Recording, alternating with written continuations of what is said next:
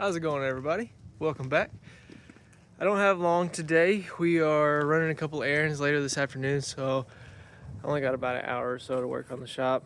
Yesterday it was raining like crazy, so not much happening this weekend. I'm gonna basically finish up what we did last video, last week. There's a couple little end pieces that need to go up. I'll show you. If I have time, I'm gonna try and finish out that last door, get it set in stone so it's not held up with clamps. Probably not getting next weekend either because of some snow that's moving into the state, but we will see. But I do want to give a huge shout out to a buddy of mine, Nick Rogers. Went to high school with him. I called him out for the shop because of some water that pulls up. Let me show you real quick. So shout out to Mr. Nick. He got all of this area to drain for me. Before you had this, it would rain and you'd have this ginormous puddle. I can throw you a picture of the last big puddle, but it would pull up right here, which if the whole shop was getting enclosed wouldn't be a big deal, but there's gonna be a wall that comes down right here, basically cuts those right next to those lines. There's going to be the wall, and then this is just going to be an open area. So I didn't want water to pull up right here and be sitting on my wall. And I mean, you're just asking for water to leak under your shop. Granted, this was where this line was supposed to be 1.5 inches higher. Now that was a call that I made with the concrete because maybe one day we do want to have the whole shop enclosed. So we wanted it all one level, but didn't anticipate there to be water pulling up. But also Mr. Nick took care of us over here where the concrete guys missed the entrance. So I'll show you a picture of this too. But right here, you can see where he ground it down and made our garage entrance for us. Because the guys, I'll show you, this was supposed to be from edge to here was supposed to be 12 foot 4 inches. And they did 12 foot, or not 12 foot, 2 foot 4 inches. Yeah, 2 foot 4 inches. And they did 2 foot. As you can see, they missed it by about 4 inches right here. And then they had 4 inches, about 4 inches there. You know, all I can do is show them the plans, give them the drawings, tell them, you know, here's what you need to do, and trust that they're gonna do what they need to do. And they missed it, but it's okay. We got it fixed. I asked about the garage door. I contacted Mueller, how that other one's not sitting right, but they said, oh, that's not a problem. That happens all the time. You know, when you do your trim out and all that stuff, just make it so it matches that slope, and honestly you'll probably never be able to tell. So hopefully that's true. Hopefully they gave enough extra trim to cover that area and we'll never see it. But yeah, so that's it for today. I'll show you some of the things that I get done. Like I said, not a whole lot of time, so won't be a whole lot to this video, but appreciate you sticking around. See you in a minute. I'm only gonna get this one little thing done today. I'm already being summoned to head back to the house so we can leave. So I did get this little cut piece up, so I'll show you that. This guy here, that sticks off the edge. So what I believe was supposed to happen, as I explained in that last video, there's single and double outriggers. This was supposed to be a single. They made this a double rafter, but then they designed this beam as if this was a single, because I had to cut this beam because it was 21 foot or something like that. This is only a 20-foot span. So I believe they screwed up in thinking that this was a single. Then you would have, just like on that other end where it would come off of that one, you would cut and fold this one, and then you'd have your extension. But they screwed up. But it's on there. It's at its 12 inches overhang. So the whole shop has a 12-inch overhang. You can see like all that should be 12 inches. So all these should line up. Oh, that one doesn't. But I also had to cut that one, so I may have just cut that one wrong. We'll continue on. See you guys later. What's up, everybody? Welcome back.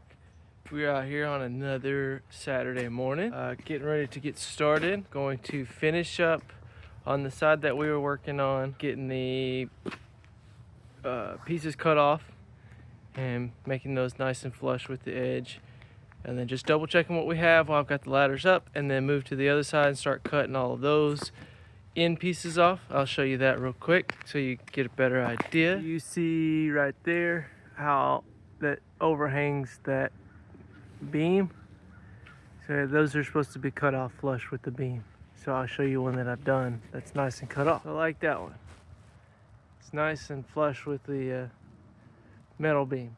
So that's what that other side has to get done. So while I'm by myself, I will work on those couple one-man tasks. Whoa, muddy.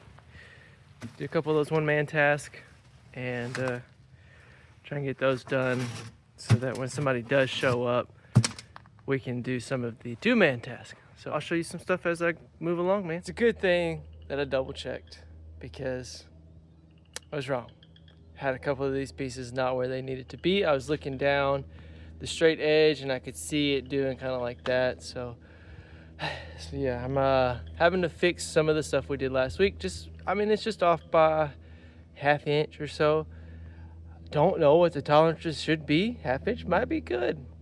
½ inch may be way too far. I don't know. I'm just trying to get it the best I can get it to my ability. So I'll show you real quick a couple pieces that were what I found and why I'm having to fix it. Okay, so the first piece that I fixed was right here at this corner.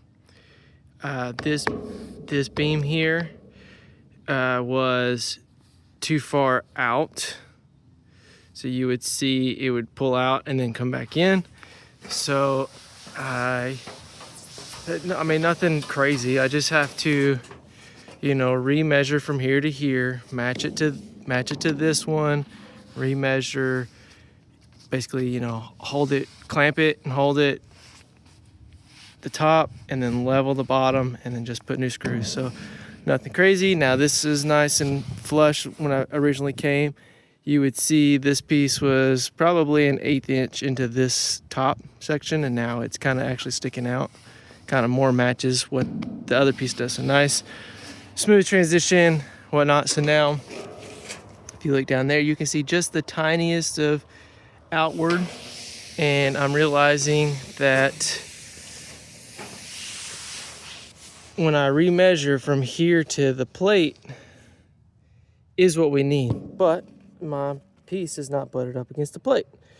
So that's just another piece that it just got missed. So basically what I'll do is I'll show you whenever I get it done. I'll put a ratchet strap around this. That'll be my third hand so that this does not fall on me. And then I'll use some clamps. I'll push it up, clamp it at the top, level the bottom, clamp it at the bottom, put some new screws, and then we'll have to fix this side as well because I just matched this one to that one. But then you can see as it comes, well, you can't really see it, but as it comes down to that end, you see it get pulled back because it matches what's down on the other end. Just a lot of rework, but never done one before. I don't know what I don't know if we're being too hard on ourselves, me and my dad, but that's just how we are. I learned it from him. If you're gonna do it right the first time. So get it, do it as good as you can. So, but yeah, I'll get it all strapped up. I'll show you how I do it. So see you back in just a second. Okay, so nothing crazy. This is how I do it for the third hand. I just wrap this piece around this one. I leave it loose. It doesn't have to be super tight. I'm not trying to keep it in place. I just need that third hand just in case it tries to slip or something. Just leave it here as the fail safe. It's not gonna come crashing down, rip the building down or anything. So nothing crazy. But so now that I got this on, I can take out my screws. It'll kind of rest on this and I'll do what I need to. That gives me if I tighten this too tight, then I can't move the beam. I can't do anything with it. So you kind of have to leave it loose there also. Take those screws out and we'll get started. Just to kind of give you a little reference, looking down this pole, This pole is now where it should be, according to all my measurements in the level. So you can see down there how this one goes down, and then you see that pole down there sticking out, because that one's still in the original location. So that's about how far out it was. Nothing crazy. You know, you're talking about 1/4 inch, you know, difference. Nothing crazy, but this is how I do it. You know, get the top where I want it, clamp it, put the level on it here, find level at the base, and then clamp it. And now I'll drill some new holes up top and secure it. Simple as that. Well, should be as simple as that, but this is this is the 3rd time to do it, so whoops. We started doing this and I didn't think to film anything until right now. But let me show you. That is the piece I was working on just a minute ago that y'all saw. So now you can look right down there, and boy, it's a good straight line. I mean, not perfect, but it's pretty darn straight. So, yay! So what we've done now is we've got these end caps on. Just cap off the purlins here on the end. Both pieces for this side on. You see they just kind of come up and down. Nothing crazy, but it gives it a nice finished edge look. And I'm assuming there's going to be a piece of trim that comes on here. My boy Eric showed up to do some heavy lifting and some scary scaffolding climbing. You know, it's hard to ask people to get up here on this scaffolding when you're 17 feet in the air. Onto the other side. While he's here, we're gonna put these other ones on too. I'm gonna set you up here. We're gonna do a little time lapse for you. I'll show you getting both pieces up. So here's the process.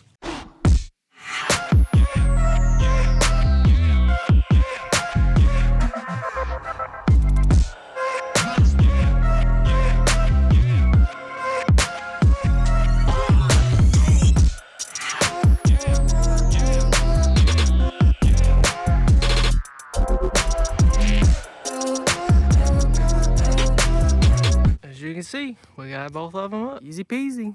I do have to cut these end pieces off to make them flat like I've had to do on this side and the other side. So a little more cutting, you know, what's new?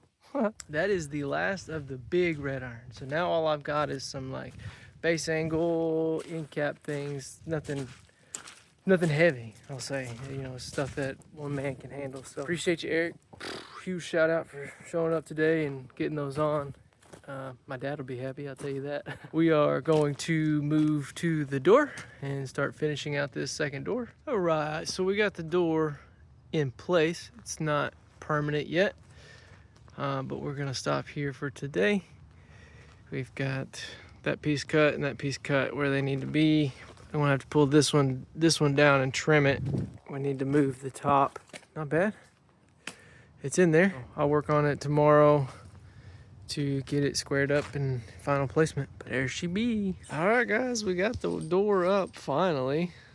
Kicked our butts, but we got it. We did have to add a small shim down here at the bottom because where the door needs to sit lifts it off the ground.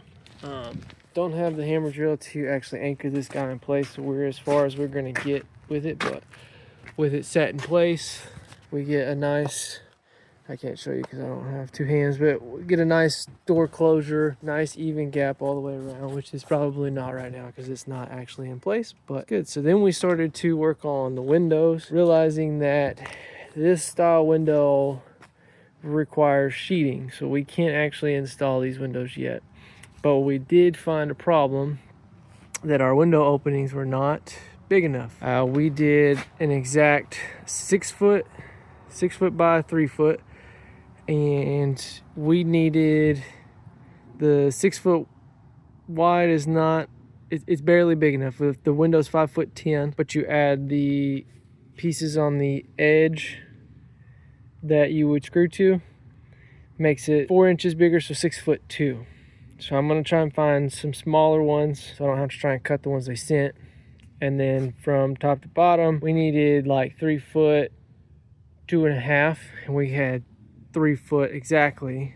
So we flipped our brackets around. I'll show you. So these brackets here, they were flipped the other way with it pointing upward, which gave us 3 foot exactly. So we just flipped both of them the other way. So that one was hanging down. So we flipped that one up, flipped this one down, and got 3 foot 2 and something, 2 and 7/8, something like that. Something, it's big enough now that we can set the window in there and it fits. It's got some play. So I'll show you this. We haven't changed these brackets yet. These are the ones we're about to start on. So you see how the bracket comes up and over and then down and over, and we're just gonna flip that so it goes up and over and then down and over. We'll get those. We got the rest of the windows to do. We'll get all those flipped around so we can get the windows in place, but we can't actually install them until closer time to when we actually go to sheet the building, because it's gonna sit on the sheeting according to what I saw. So that's where we're at right now. So I'm gonna get these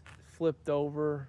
We are gonna get these flipped over, and that's probably all we're gonna get it done today. Not a bad day. The doors suck, man. Doors are hard, so I'm happy with that. I'm happy we got that, and we found the window problem prior to it being a bigger problem. So, but I'm gonna end that video off here, guys.